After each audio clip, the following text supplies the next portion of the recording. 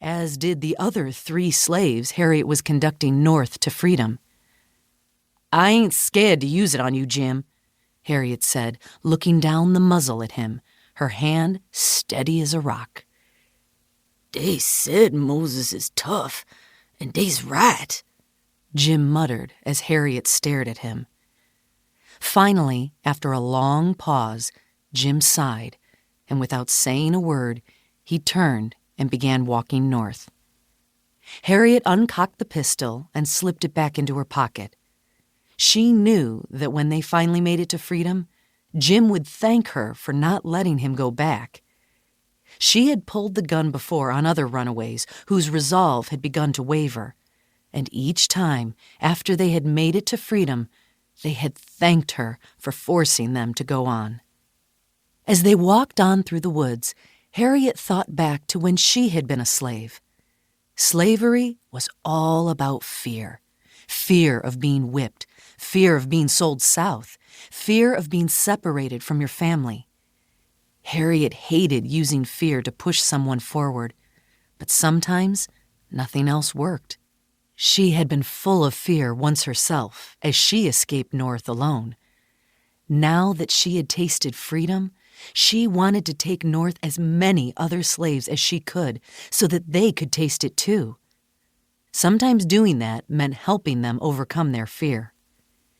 Harriet had, in fact, made so many trips to the South to lead runaway slaves north to freedom that people began calling her Moses, an allusion to the biblical character who had led his people to freedom in the Promised Land.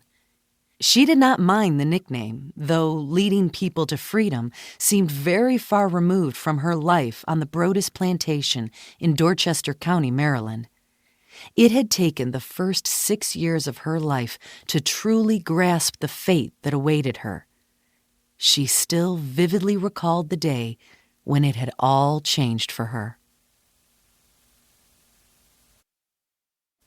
Chapter 2. Big Changes A-Comin' For You. "When you gonna show me those puppies?" Harriet nagged her big brother Henry as he carried another load of wood past her and into the cookhouse. Henry sighed. "If you want to see them, you'd better slip around the side door of the stable soon as I've finished up here. Reckon you can get away from Bella?" Harriet grinned. "I ain't no baby," she replied. "I can get out from under Bella's old eyes any time I want to." Henry shrugged. "If you say so. I can't wait around, though. The master's going out in his carriage this afternoon, and I have to harness the horses, so give me time to stack the wood and then come on around." Harriet stood by the door to the cookhouse, humming quietly between bites of cornbread. It was such a treat to be able to eat her own chunk of bread instead of the corn mush that Bella often served up in a long trough. When that happened, all the children lined up around it and scooped the mush out with their hands in a desperate race to cram as much into their small mouths as possible. Several of the smaller children started to fuss. Bella, the toothless old black woman who looked after the children while their mothers worked, turned her attention to them. "Now hush," she scolded. "You make any more noise, and I'm going to take you out to the cotton fields and leave you there, and you ain't never going to find your way home." This pronouncement made one of the small boys cry. Seeing her opportunity to escape, Harriet kept her eyes on Bella as she inched her way toward the corner of the building. Finally, she was out of sight. She turned and ran for the side door of the stables.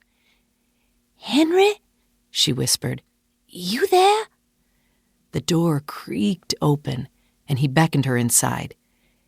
It took Harriet a few moments to adjust to the darkness, and then she spotted them, a muddle of puppies climbing over one another in a box. She ran over to them and fell to her knees. She picked up one of the puppies and hugged it. "Oh, Henry, feel how soft its ears are. I wish I could have one." "Well, that ain't gonna happen," Henry replied flatly. "They've been weaned off their mother, and they're all being sold tomorrow. A great bloodline, I heard the master say. Their mother's one of the best hounds in all of Dorchester County, maybe in all of Maryland. It's hard to imagine how such cute little critters can grow."